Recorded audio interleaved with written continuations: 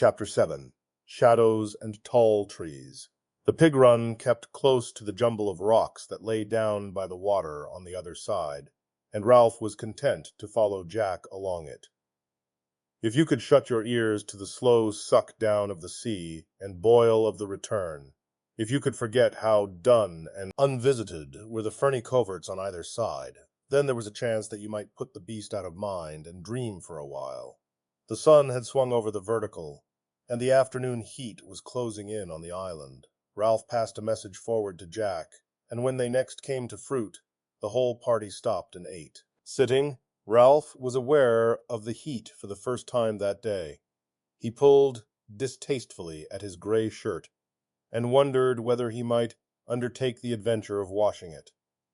Sitting under what seemed an unusual heat, even for this island, Ralph planned his toilet. He would like to have a pair of scissors and cut this hair. There he flung the mass back cut this filthy hair right back to half an inch. He would like to have a bath, a proper wallow with soap. He passed his tongue experimentally over his teeth, and decided that a toothbrush would come in handy too. Then there were his nails. Ralph turned his hand over and examined them. They were bitten down to the quick, though he could not remember when he had restarted this habit, nor any time when he indulged it. "Be sucking my thumb next." He looked round furtively. Apparently no one had heard.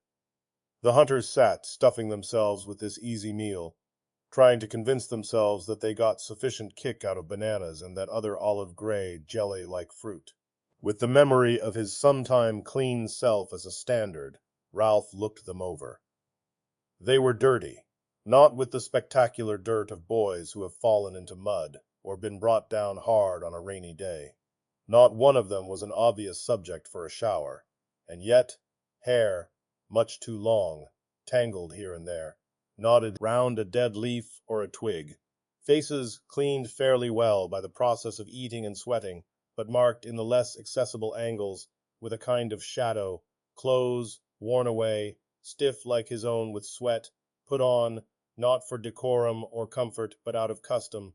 The skin of the body, scurfy with brine. He discovered, with a little fall of the heart, that these were the conditions he took as normal now, and that he did not mind. He sighed and pushed away the stalk from which he had stripped the fruit. Already the hunters were stealing away to do their business in the woods, or down by the rocks. He turned and looked out to sea. Here on the other side of the island the view was utterly different. The filmy enchantments of mirage could not endure the cold ocean water, and the horizon was hard, clipped blue. Ralph wandered down to the rocks. Down here, almost on a level with the sea, you could follow with your eye the ceaseless, bulging passage of the deep-sea waves. They were miles wide, apparently not breakers or the banked ridges of shallow water. They traveled the length of the island with an air of disregarding it and being set on other business. They were less a progress than a momentous rise and fall of the whole ocean. Now the sea would suck down, making cascades and waterfalls of retreating water, would sink past the rocks and plaster down the seaweed like shining hair. Then, pausing, gather and rise with a roar, irresistibly swelling over point and outcrop, climbing the little cliff, sending at last an arm of surf up a gully to end a yard or so from him in fingers of spray. Wave after wave, Ralph followed the rise and fall until something of the remoteness of the sea numbed his brain. Then gradually the almost infinite size of this water forced itself on his attention. This was the divider, the barrier. On the other side of the island, swathed at midday with mirage, defended by the shield of the quiet lagoon, one might dream of rescue. But here, faced by the brute obtuseness of the ocean, the miles of division, one was clamped down, one was helpless, one was condemned, one was— Simon was speaking almost in his ear. Ralph found that he had rock painfully gripped in both hands, found his body arched, the muscles of his neck stiff, his mouth strained open. "You'll get back to where you came from." Simon nodded as he spoke. He was kneeling on one knee, looking down from a higher rock, which he held with both hands. His other leg stretched down to Ralph's level. Ralph was puzzled and searched Simon's face for a clue. "It's so big, I mean." Simon nodded. "All the same, you'll get back all right." "I think so, anyway." Some of the strain had gone from Ralph's body. He glanced at the sea and then smiled bitterly at Simon. "Got a ship in your pocket?" Simon grinned and shook his head. "How do you know, then?" When Simon was still silent, Ralph said curtly, "You're batty." Simon shook his head violently till the coarse black hair flew backwards and forwards across his face. "No, I'm not. I just think you'll get back all right." For a moment nothing more was said, and then they suddenly smiled at each other. Roger called from the coverts, "Come and see!" The ground was turned over near the pig run, and there were droppings that steamed. Jack bent down to them as though he loved them. "Ralph, we need meat even if we are hunting the other thing. If you mean going the right way, we'll hunt." They set off again, the hunters bunched a little by fear of the mentioned beast, while Jack quested ahead. They went more slowly than Ralph had bargained for, yet in a way he was glad to loiter, cradling his spear. Jack came up against some emergency of his craft, and soon the procession stopped. Ralph leaned against a tree, and at once the daydreams came swarming up. Jack was in charge of the hunt, and there'd be time to get to the mountain. Once, following his father from Chatham to Devonport, they had lived in a cottage on the edge of the moors. In the succession of houses that Ralph had known, this one stood out with particular clarity because after that house he had been sent away to school. Mummy had still been with them, and Daddy had come home every day. Wild ponies came to the stone wall at the bottom of the garden, and it had snowed. Just behind the cottage there was a sort of shed, and you could lie up there watching the flakes swirl past. You could see the damp spot where each flake died. Then you could mark the first flake that lay down without melting and watch the whole ground turn white. You could go indoors when you were cold and look out of the window, past the bright copper kettle and the plate with the little blue men. When you went to bed, there was a bowl of cornflakes with sugar and cream, and the books stood on the shelf by the bed, leaning together with always 2 or 3 laid dole, flat on top, because he had not bothered to put them back properly. They were dog-eared and scratched. There was the bright, shining one about Topsy and Mopsy that he never read because it was about 2 girls. There was the one about the magician which you read with a kind of tied-down terror, skipping page 27 with the awful picture of the spider. There was a book about people who had dug things up, Egyptian things. There was the boy's book of trains, the boy's book of ships. Vividly they came before him. He could have reached up and touched them, could feel the weight and slow slide with which the mammoth book for boys would come out and slither down. Everything was all right. Everything was good-humored and friendly. The bushes crashed ahead of them. Boys flung themselves wildly from the pig track and scrabbled in the creepers, screaming. Ralph saw Jack nudged aside and fall. Then there was a creature bounding along the pig track toward him, with tusks gleaming and an intimidating grunt. Ralph found he was able to measure the distance coldly and take aim. With the boar only 5 yards away, he flung the foolish wooden stick that he carried, saw it hit the great snout and hang there for a moment. The boar's note changed to a squeal, and it swerved aside into the covert. The pig run filled with shouting boys again. Jack came running back and poked about in the undergrowth. "Through here! Oh, yes, through here! I said." The boar was floundering away from them. They found another pig run parallel to the first, and Jack raced away. Ralph was full of fright and apprehension and pride. "I hit 'em!" The spear stuck in. Now they came, unexpectedly, to an open space by the sea. Jack cast about on the bare rock and looked anxious. "He's gone. I hit him," said Ralph again, "and the spear stuck in a bit." He felt the need of witnesses. "Didn't you see me?" Maurice nodded. "I saw you." right bang on his snout. Whee! Ralph talked on, excitedly. I hit him all right. The spear stuck in. I wounded him. He sunned himself in their new respect and felt that hunting was good after all. I walloped him properly. That was the beast, I think. Jack came back. That wasn't the beast. That was a boar. I hit him. Why didn't you grab him? I tried. Ralph's voice ran up. But a boar... Jack flushed suddenly. You said he'd do us. What did you want to throw for? Why didn't you wait? He held out his arm. Look. He turned his left forearm for them all to see. On the outside was a rip. Not much, but bloody. He did that with his tusks. I couldn't get my spear down in time. Attention focused on Jack. That's a wound, said Simon, and you ought to suck it.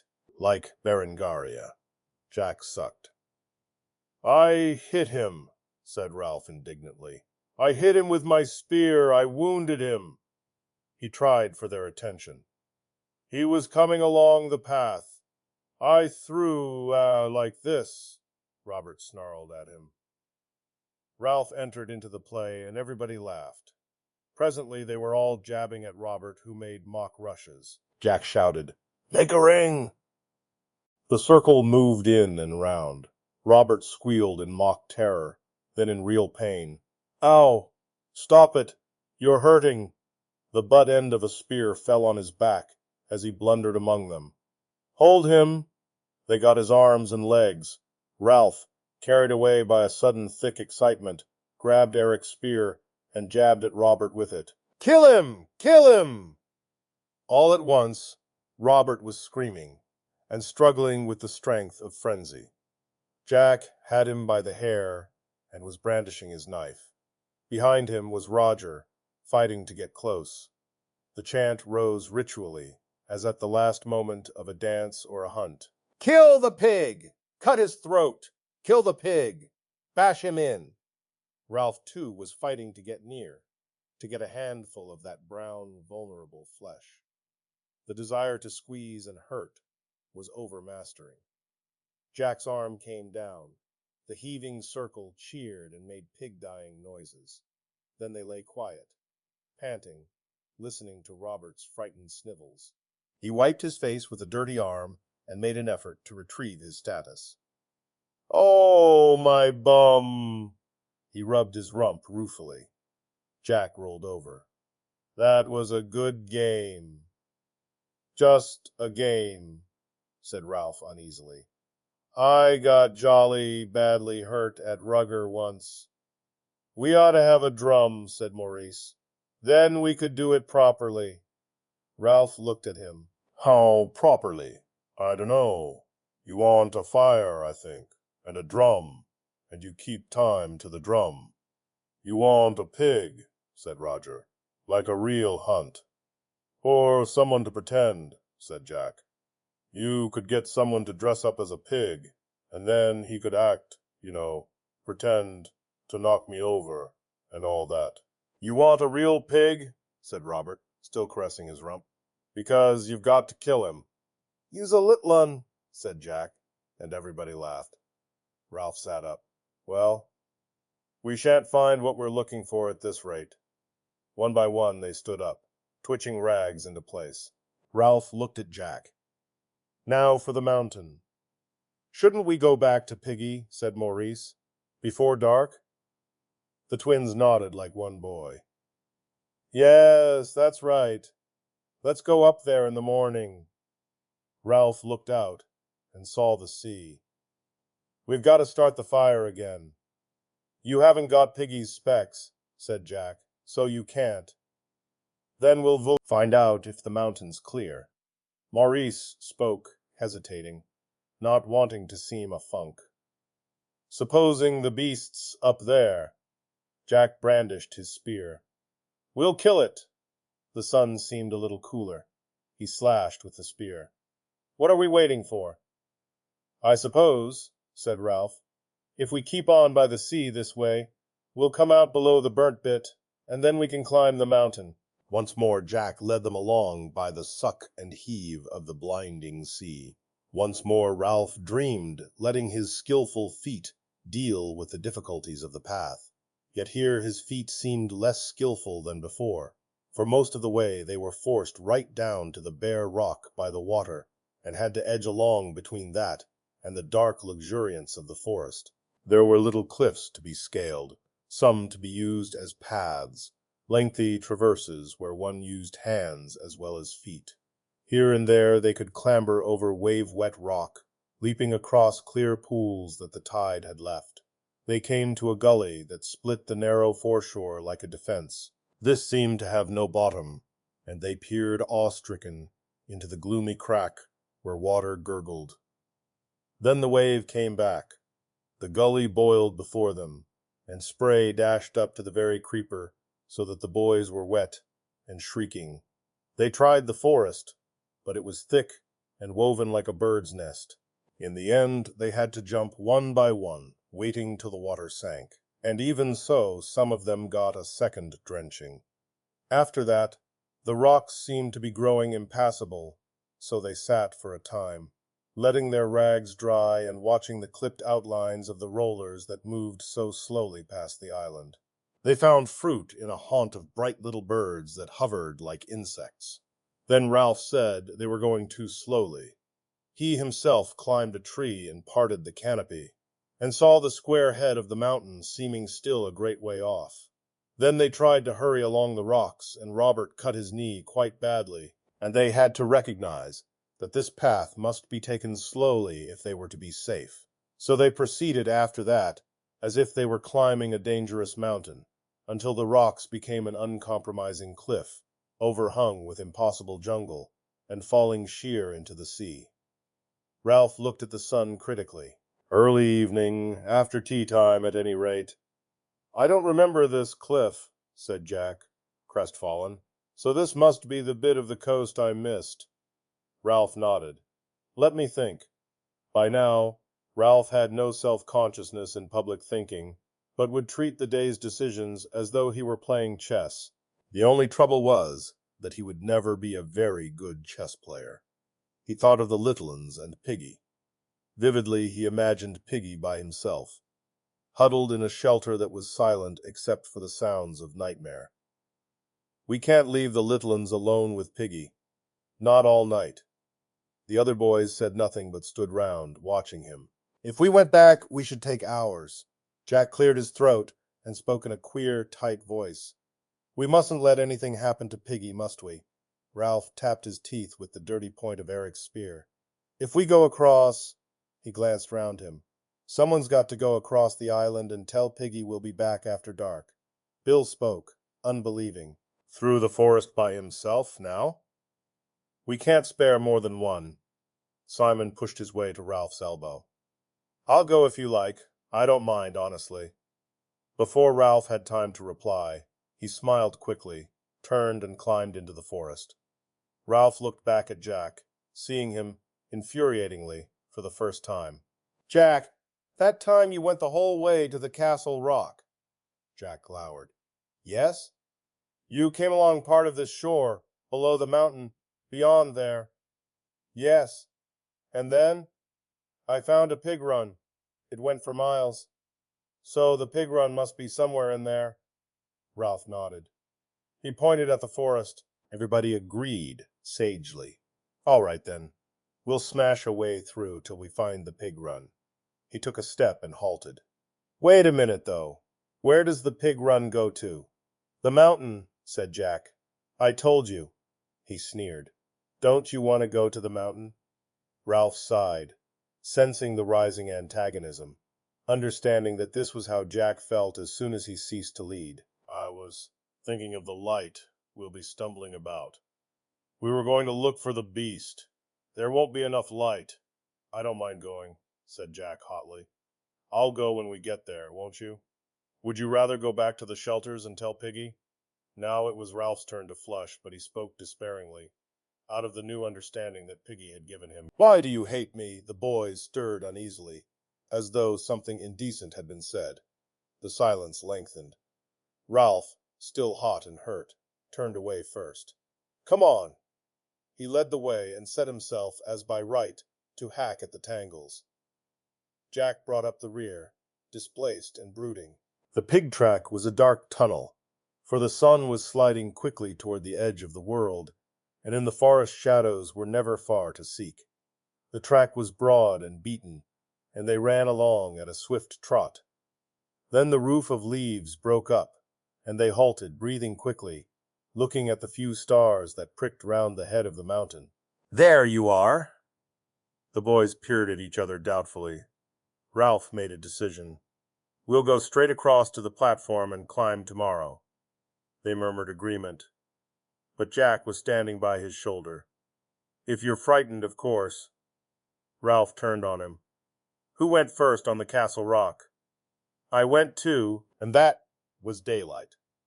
"All right. Who wants to climb the mountain now?" Silence was the only answer. "Samaric, what about you?"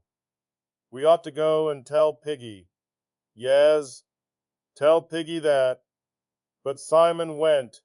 "We ought to tell Piggy in case." "Robert, Bill." They were going straight back to the platform now. Not, of course, that they were afraid, but tired. Ralph turned back to Jack. "You see, I'm going up the mountain." The words came from Jack viciously, as though they were a curse. He looked at Ralph, his thin body tensed, his spear held as if he threatened him. "I'm going up the mountain to look for the beast now." Then the supreme sting, the casual, bitter word. "Coming?" At that word, the other boys forgot their urge to be gone, and turned back to sample this fresh rub of two spirits in the dark. The word was too good, too bitter, too successfully daunting to be repeated. It took Ralph at low water, when his nerve was relaxed for the return to the shelter and the still, friendly waters of the lagoon. "I don't mind." Ralph stopped. "We're silly. Why should only two go? If we find anything, two won't be enough." There came the sound of boys scuttling away.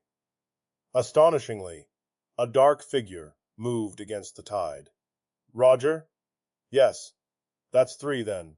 Once more they set out to climb the slope of the mountain. The darkness seemed to flow round them like a tide.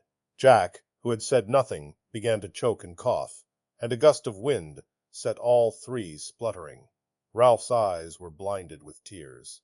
Ashes were on the edge of the burnt patch. Their footsteps and the occasional breeze were stirring up small devils of dust. Now that they stopped again, Ralph had time while he coughed to remember how silly they were. If there was no beast, and almost certainly there was no beast in that case, well and good. But if there was something waiting on top of the mountain, what was the use of three of them, handicapped by the darkness and carrying only sticks? "We're being